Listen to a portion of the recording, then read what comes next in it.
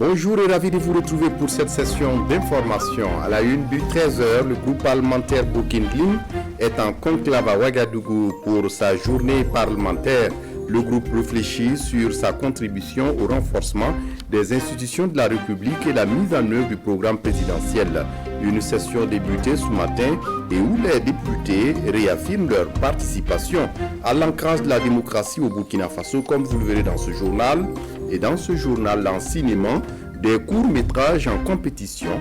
Leur particularité, ce sont des films réalisés par des élèves. Ces films sont en compétition dans le cadre de Journée du cinéma amateur, une manifestation qui connaît la participation d'une dizaine d'élèves des lycées de Ouagadougou. Pour l'ouverture, un film MA du lycée Vénégré a ouvert le bal des projections. Bonjour et ravi de vous retrouver.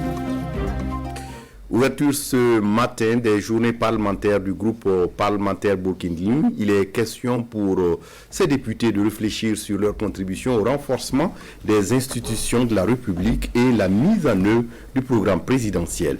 Pour ces députés, leur participation à l'ancrage de la démocratie au Burkina Faso garantit le maintien et le fonctionnement des institutions malgré les difficultés que connaît le Burkina Faso. Olopoda. C'est l'heure des comptes au groupe parlementaire Boukindlim. Conformément à un mode de gestion basé sur la redevabilité, les 14 députés issus des 8 partis politiques qui forment ce groupe parlementaire comptent revisiter le travail accompli durant les 5 années passées à l'Assemblée nationale. Et au cours de ces deuxièmes journées parlementaires de l'année 2020, ils se donnent pour objectif de décortiquer la contribution du groupe parlementaire Boukindlim à la stabilité institutionnelle et à la mise en œuvre du programme présidentiel sous la 7e législature.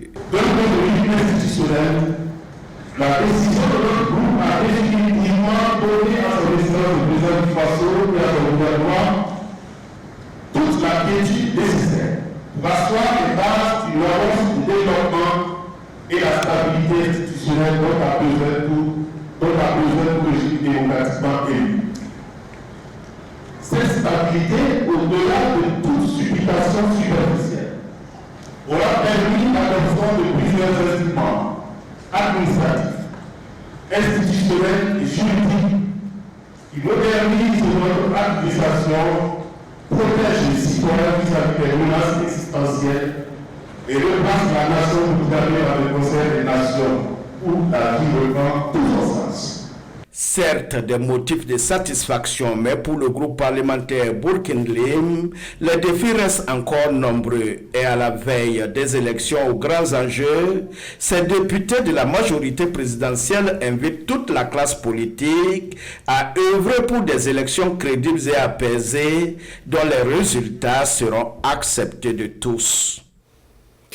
Je vote pour la réduction des inégalités. C'est le slogan de la campagne qui veut pousser les hommes politiques à agir contre la pauvreté et les inégalités. C'est une campagne lancée ce 23 septembre à Ouagadougou et c'est une trouvaille d'une coalition de 4 organisations de la société civile qui œuvrent dans le domaine de la vie sociale, économique et politique. Oumou Cissé.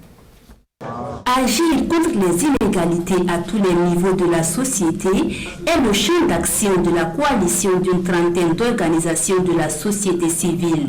Cette coalition prône la redistribution équitable des richesses. En termes d'accaparement des richesses, on a pratiquement 20% des plus aisés qui tiennent la majorité des richesses. Quand vous allez au niveau de l'éducation également, vous avez des régions où le taux de scolarisation est très faible, n'en parlons pas même le taux de réussite. Si vous prenez la santé en termes d'accès physique, d'accès financier, c'est également des difficultés. Vous prenez au niveau de la représentation politique, vous allez voir qu'il y a très peu de femmes qui sont représentées en politique. À l'approche des élections présidentielles de 2020, la coalition veut se faire entendre et veut ainsi influencer les programmes et les discours des candidats pour intégrer la lutte contre les inégalités dans leur programme.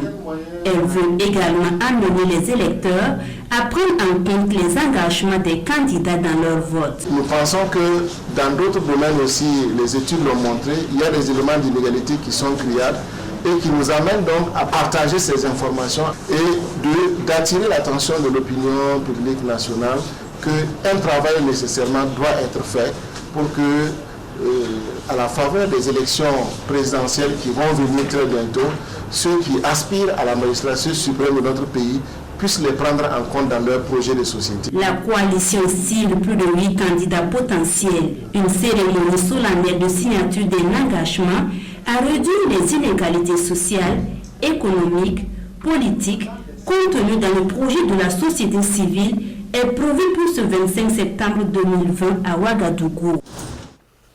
Autre actualité dans ce journal, les archivistes prêteront désormais serment, une prestation de serment qui est l'aboutissement d'un processus de relecture de la loi portant métier d'archiviste. Ce matin, environ une quarantaine d'archivistes viennent de prêter serment. Ils ont juré solennellement et devant une autorité compétente de garder secret les informations collectées dans le cadre de leurs fonctions. Oumar Sambré. Je le jure. La main levée, ils viennent ainsi de prêter serment devant la nation.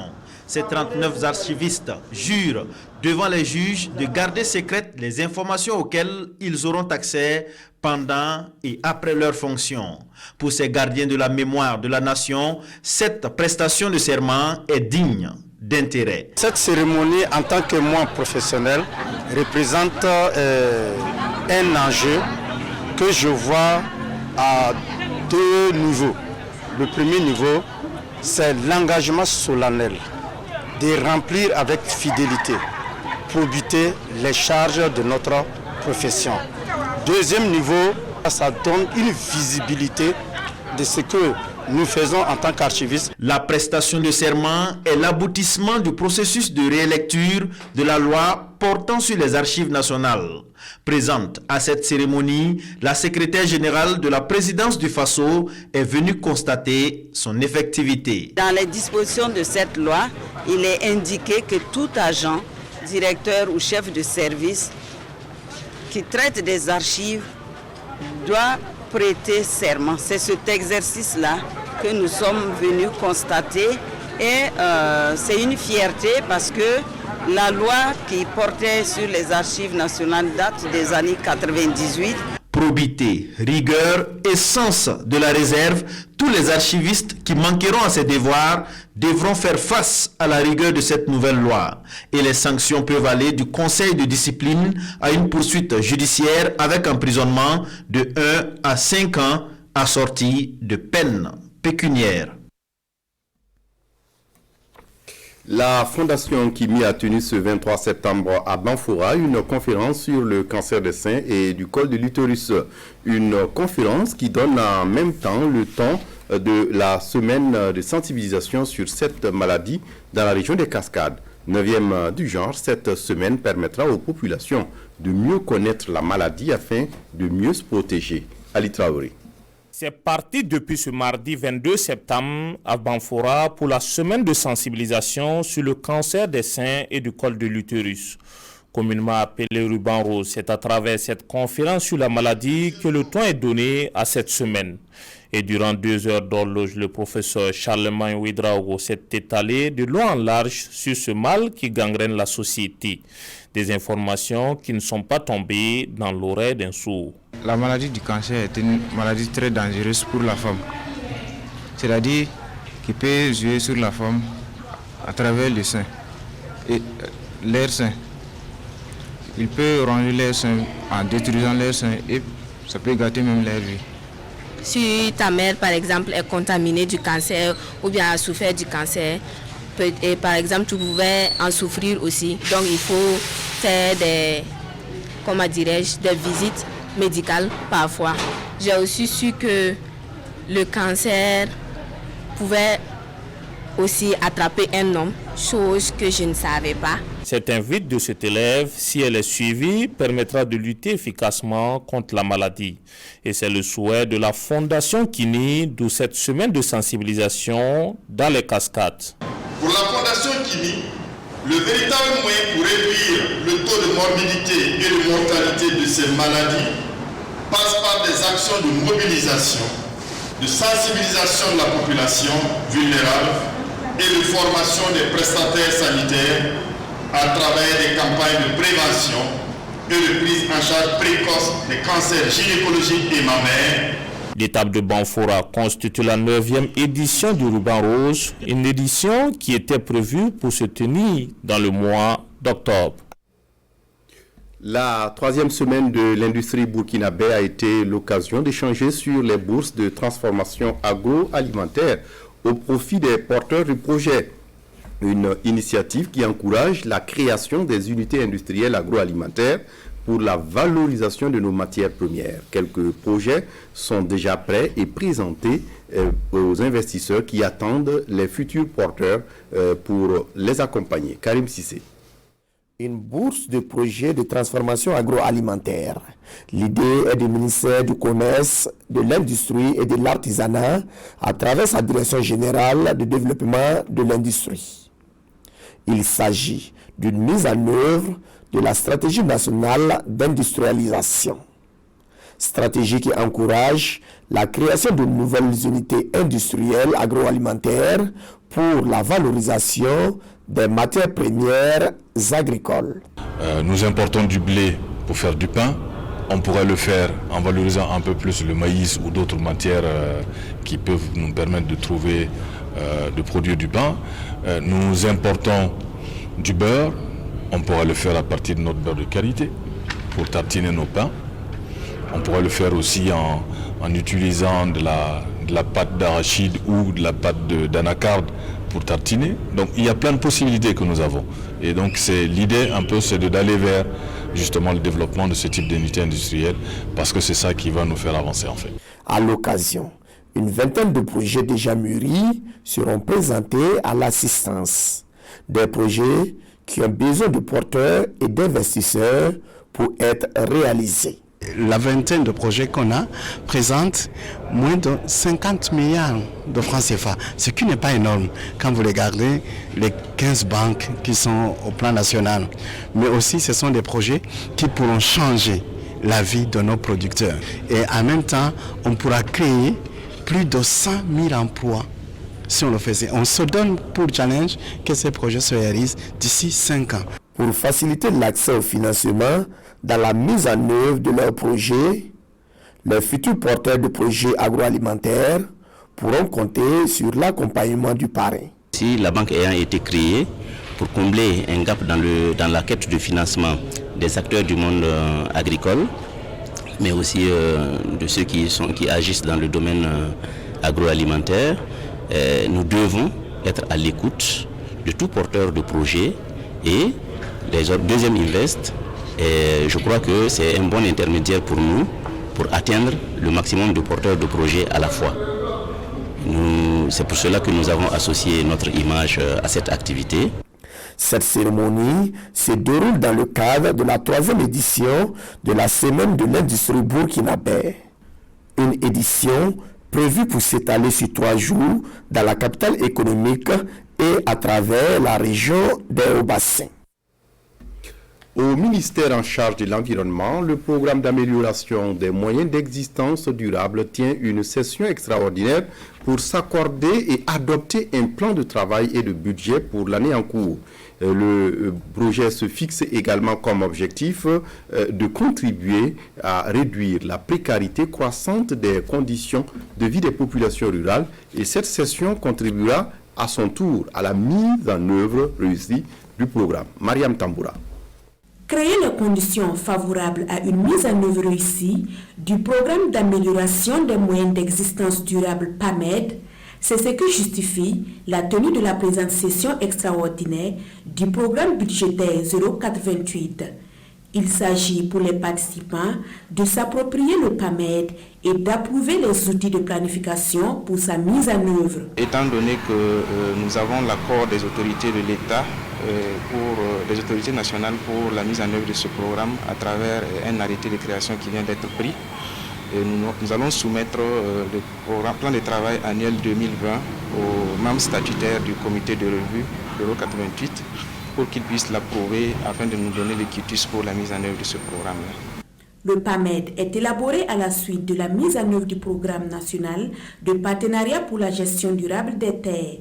Il entend conduire des actions structurantes afin de réduire la vulnérabilité des populations. Concrètement, il y aura l'appui à la mise en place et à la promotion de fermes agroécologiques qui sont véritablement aujourd'hui des outils qui ont fait leur preuve en termes de gestion durable des terres. Le programme d'amélioration des moyens d'existence durable PAMED intervient dans les régions de la Boucle du Moumoun et du Centre-Ouest. Il est prévu pour une durée d'exécution de 5 ans. En cinéma, je le disais en titre, des courts-métrages en compétition. Leur particularité, ce sont des films réalisés par des élèves et ces films sont en compétition dans le cadre des journées du cinéma amateur.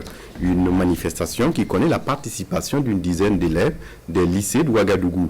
La compétition a débuté ce 22 septembre et pour l'ouverture, un film MA du lycée Vénégré a ouvert le bal des projections.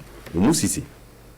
Ma est un film des élèves du lycée Vénégré, un court-métrage de 13 minutes qui relate l'histoire d'un jeune en quête d'affection de sa mère. Bienvenue à la première édition du Festival du meilleur clap Idrissa Ouedraogo, un festival qui met en compétition des courts-métrages réalisés par des élèves accompagnés dans leur production par de nombreux acteurs de cinéma. Côté réalisation, c'était pas facile parce que pour gérer un monde, chacun veut donner son opinion.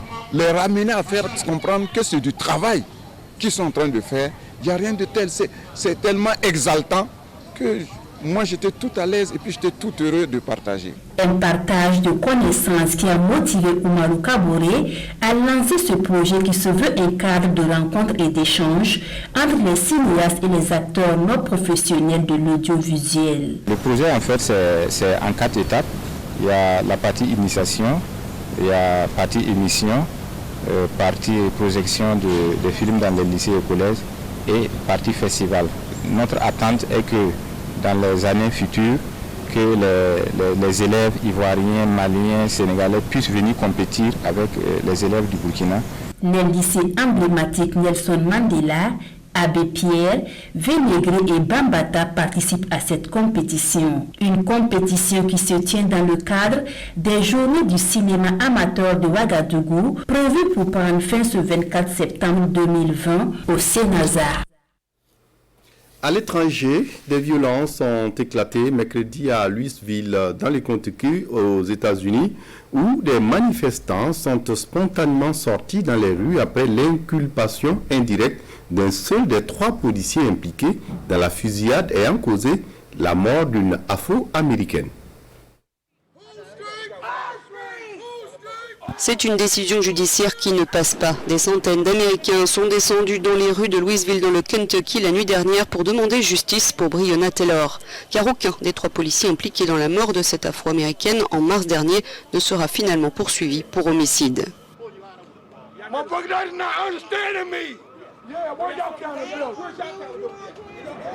Au cours de ces manifestations, 2 policiers ont été blessés par balle. L'un d'eux a dû subir une intervention chirurgicale, mais leurs vies ne sont a priori pas menacées. La municipalité a décrété l'état d'urgence à Louisville. Le cas de Breonna Taylor est le dernier en date alimentant la colère contre le racisme et les violences policières. Le procureur général du Kentucky a tenté d'apaiser les choses. Il n'y a pas un jour sans que les officiers de ce bureau n'aillent se coucher sans penser à cette affaire. Et la seule chose qu'ils ont en tête, c'est de découvrir la vérité. La décision du grand jury a provoqué des manifestations dans plusieurs grandes villes du pays comme Boston, Washington, Philadelphie ou encore New York. Les militants antiracistes ne supportent pas que seul un policier impliqué dans la mort de Breonna Taylor soit poursuivi. Une enquête a été ouverte hier contre lui pour mise en danger de la vie d'autrui en raison de ces tirs qui ont traversé l'appartement de voisins de la victime. En revanche, aucune poursuite n'est retenue contre les auteurs des tirs qui ont tué l'Afro-américaine. Pour fermer ce journal, le médiateur de la CEDEAO au Mali effectue une énième mission à Bamako après la nomination d'un président de transition. Le sujet fait la une des quotidiens au Burkina et également l'objet de commentaires dans les parutions du jour. La revue de presse est signée Sekou Zongo. Le Missi Dominici de retour à Bamako. L'envoyé spécial de la CEDEAO, Goodluck Jonathan, passe à la radioscopie d'aujourd'hui au Faso. Première mission pour le célèbre Nigérian à l'éternel Stetson, selon Pelagi Ouedraogo de aujourd'hui au Faso, examiner l'attelage Ndao Goïta. Un tandem déjà biaisé selon les critères de l'organisation sous-régionale, clame l'observateur Palga, qui voit déjà une mission complexe pour l'ancien président nigérien. Complexe. Pourquoi ? Poursuit mon confrère, nul besoin d'avoir fait Sciences Po pour savoir que le maître du palais de Koulouba reste Assimi Goïta. Cette situation force un peu la main à la CEDEAO, analyse l'Obs. Toutefois, le journal se questionne, la CEDEAO va-t-elle se mettre au garde à vous devant les militaires? En tous les cas, se convainc aujourd'hui au Faso, ce énième séjour de l'émissaire de la CEDEAO est pédagogique. Fini les phases de méfiance et de défiance, tous doivent éviter de trop tirer sur une transition déjà très tendue. Mais quelle note et quel nom de Premier ministre ramènera Goodluck à Akufo et ses collègues? La question reste en suspens, du moins jusqu'au 28 septembre, délai de rigueur, conclut l'édito de aujourd'hui au Faso. C'est tout pour ce journal. Merci de votre attention. Mais l'information continue sur la RTB en langue nationale Mouré, Doula et Fulfulde. C'est à partir de 14h. D'ici là, excellente suite du programme. Au revoir.